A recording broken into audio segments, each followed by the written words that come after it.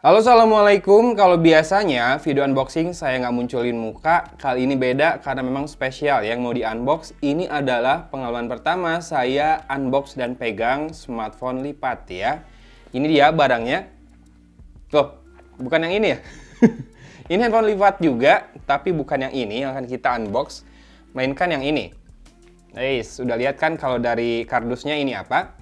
Ya, ini adalah Galaxy Z Fold 4 ya, yang kemarin saya beli yang ready stock, nggak pre-order. Kenapa? Karena pre-order kadang-kadang nyampainya ya rada lama juga. Kadang duluan yang ready stock loh. Dan ready stock bisa sedikit lebih murah didapatkan dan tambahan cashback di Tokopedia seperti biasa ya.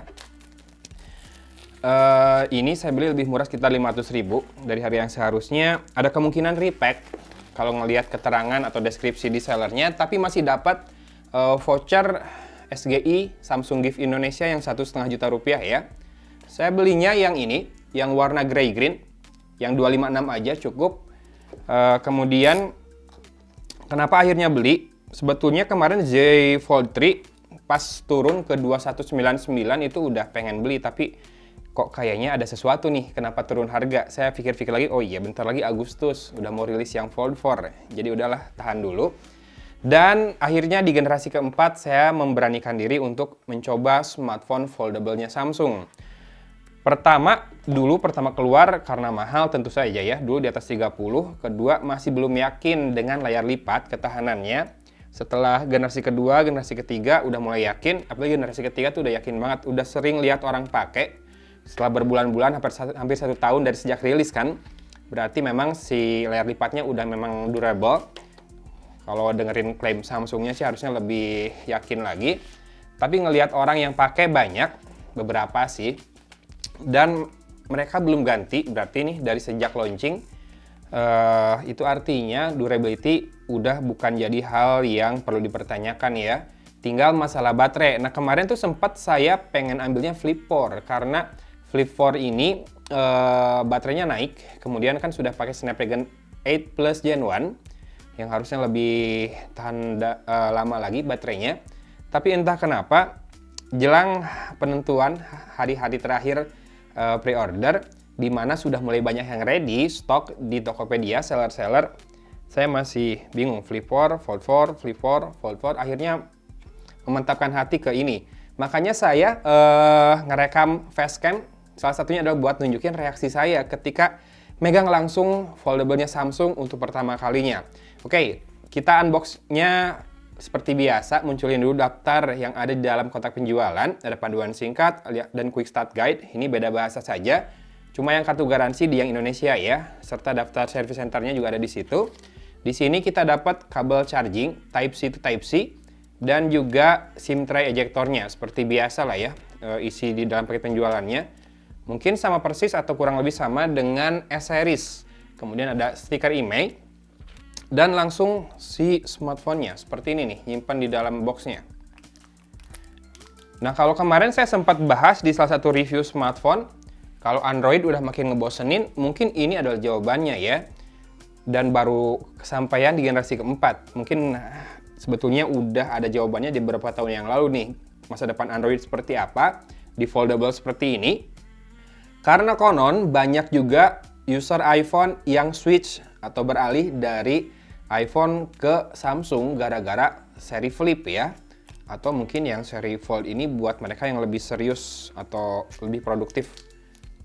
Bentar, saya harus lihat di mana cara melepasnya. Oh, dari sini stikernya. Ya, nanti pun cara pakainya pasti beda sih. Karena UI-nya kan memang khusus ketika kita buka layar yang besarnya. Pasti berbeda dari UI Android pada kebanyakan. Karena ini bisa multitasking. Nah, untuk spek, saya akan munculkan di kiri aja lengkapnya. Saya cuma tahu prosesornya, Snapdragon 8 Plus Gen 1. RAM-nya 12GB, storage-nya tersedia 256, 512, sama 1TB kalau nggak salah ya. Nah, yang baru mungkin adalah ini. In-display kameranya, kalau nggak salah di layar besar ini, kameranya itu berupa layar juga. Nanti ketutup pixel-pixel berwarna seperti biasa di layar. Dan ya, ini ada bekas jari. Memang sudah dibuka sepertinya oleh seller. Mungkin buat aktivasi bonus. Dan ini dia cara buat Engselnya. Ih. Oh, kayak gitu. Pelan-pelan. Ini memang nggak mati ya si engselnya. Jadi sudutnya bisa kita sesuaikan sesuai kemauan kita. Yang mana bagus, karena berarti kita bisa menyesuaikan sudut ketika pengambilan gambar juga nih. Jadi kameranya bisa ngadap kemana disesuaikan ya, tanpa tripod. Dan ini infonya sudah ada anti gores ya. Ya, kalau layar dalam udah ada. Layar luar kayaknya nggak ada deh, nggak ada anti goresnya. Jadi layar dalam aja yang ada anti gores, layar luar mungkin perlu kita pasangkan anti gores sendiri. Nah, kalau ini anti goresnya bisa apa aja, karena layarnya seperti biasa ya. Kalau yang dalam, saya pikir pakai yang asli aja lah, karena mungkin sudah dioptimize buat sering dibuka lipat, dilipat dan dibuka ya. Segini ukurannya masih lumayan ini ya, masih lumayan kepegang dengan satu tangan, tidak menyulitkan. Tapi kalau mau mengoperasikan layar ke sudut-sudutnya pasti harus ini sih, harus dua tangan ya. Oke, kita mulai dari bagian dalam. Ini layar dengan satu kamera depan di dalamnya, in display. Dan di sisi atas ini ada speaker grill. Kemudian ini mikrofon lagi dan mikrofon lagi. Bener gak sih? Mikrofon semua, 3 di sisi atas. Kalau lagi vertikal, kalau lagi horizontal ini jadi sisi, bentar. Sepertinya sisi kiri ya. Oke, sisi kanan ada speaker grill lagi. Lalu ada mikrofon lagi. Oh, sudah 4 mikrofonnya. Kemudian port Type-C. Di sini ada garis antena masing-masing 2 ya per sisi. Sini juga sama. Jadi di kiri dan kanan udah ada 8 garis antena, di atas 2. Ini adalah volume rocker, kemudian tombol power sekaligus fingerprint scanner. Ya, fingerprint scannernya tidak di dalam layar karena kalau mau di dalam layar bingung kan mau layar yang mana yang dipasangin fingerprint scanner. Kalau di sini posisinya konsisten ketika kita mau buka layar. Dan di sisi bawah ada SIM tray dan 2 garis antena lagi. Total berarti garis antenanya 4 kali 3, 12 garis antena. Dan kita buka SIM tray-nya. Nah, salah satu hal yang memantapkan saya juga buat ambil Z Fold 4 ini adalah infonya ini dual SIM. Kita lihat, ya, oke, SIM 2 dan SIM 1. Sandwich ya, dual SIM tanpa expansion buat storage. Oke, sisi belakang, kamera 3 dengan sebuah LED flash. Kemudian di layar kedua, layar luarnya juga ada sebuah kamera depan ya. Jadi total kameranya 5, 3, 1, 1. Kita coba nyalakan langsung. A few moments later. Oke, sudah saya setup sedikit, tapi belum pakai wifi ya. Dan kamu bisa lihat tuh kamera depan yang di main screen-nya menghilang. Tapi kalau diperhatikan sama tuh ada kayak arsiran gitu ya. Jadi pixelnya tuh nggak nutup semua. Kemudian kita langsung masuk ke One UI untuk Z Fold 4 ini. Oke, seperti ini penampakannya. Kalau kita mulai buka aplikasi nih, di bawah ada semacam navigation bar ke beberapa aplikasi langsung ya. Yang ini buat navigasi seperti biasa. Nanti saya belum tahu nih kalau pakai gesture gimana aplikasinya di smartphone ini. Yang jelas saya mau lihat dulu di about phone-nya. Settingnya langsung 2 layar gini ya. Jadi yang kiri buat menu level 1, yang kedua buat detail atau menu level 2-nya.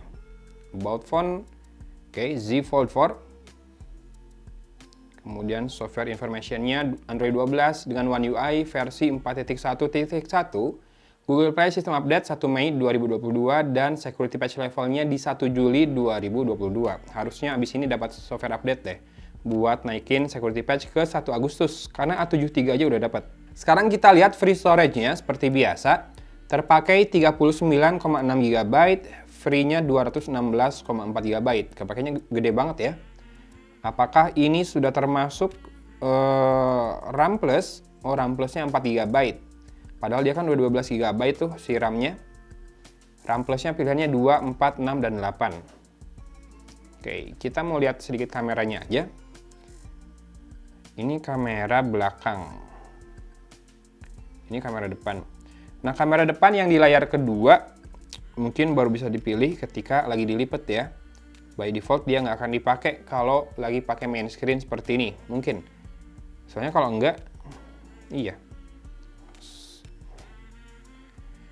Nah, waktu ngambil foto juga bisa pakai view seperti ini. Jadi apa yang udah diambil langsung muncul di pinggir. Gitu bisa. Kembali ke kamera. Tuh, berderet. Langsung bisa dilihat hasilnya di kiri ya. Ganti dengan tekan tombol yang di kiri atas. Oke, kita coba lipat.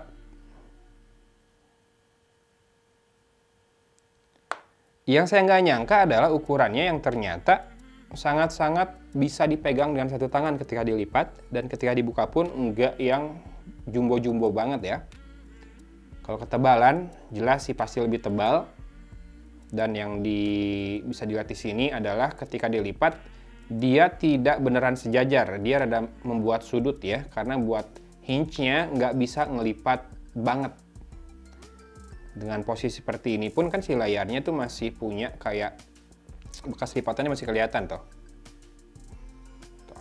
Nah, masih rada kelihatan kan?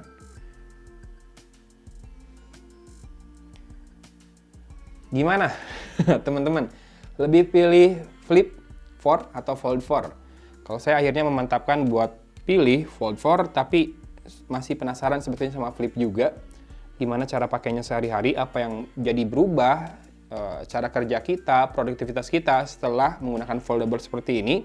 Mungkin itu yang nanti akan saya bahas di video selanjutnya ya. Bukan masalah teknis kayak performa.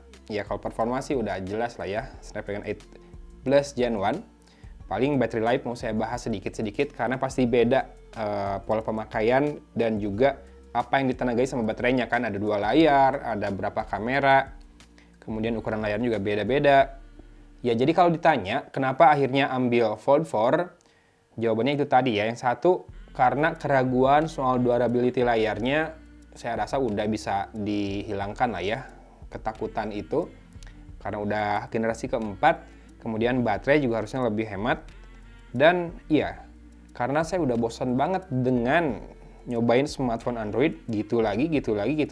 Yang dinaikin, kalau nggak baterai makin cepat ngecasnya, ada juga yang nambah-nambahin RAM, virtual RAM. Apalagi, jadi kayak udah habis aja inovasinya. Tapi ini beneran mengubah cara pakai sebuah smartphone menurut saya. Termasuk di layar depannya ini nih. Jadi hasrat atau semangat buat nyobain tuh membara gitu ya, berkobar-kobar. Sebetulnya saya nungguin unit pinjaman dari Samsung juga, tapi karena mungkin Cimahi rada jauh, nunggu unitnya tersedia buat dipinjam, saya udah nggak sabar, akhirnya saya beli sendiri. Nah, teman-teman yang tertarik buat beli juga, yang sudah ready stock, tapi tanyain dulu ya ke seller, masih ada nggak free SGI voucher yang 1,5 juta buat beli aksesorisnya itu. Linknya akan ada di deskripsi ya, link tempat saya beli, di mana saya beli lebih murah dan juga bisa split payment. Kenapa split payment? Biar bisa dapat cashbacknya double. Jadi nggak mau rugi banget. Sip, gitu aja berarti ya unboxingnya. Saya udah nggak sabar mau nyobain dulu smartphone ini. Gimana dari tadi? Wajah saya berseri-seri banget nggak begitu ngeliat smartphone ini? Harusnya sih nunjukin excitement yang lebih ya, karena ini bener-bener tidak membosankan smartphone-nya.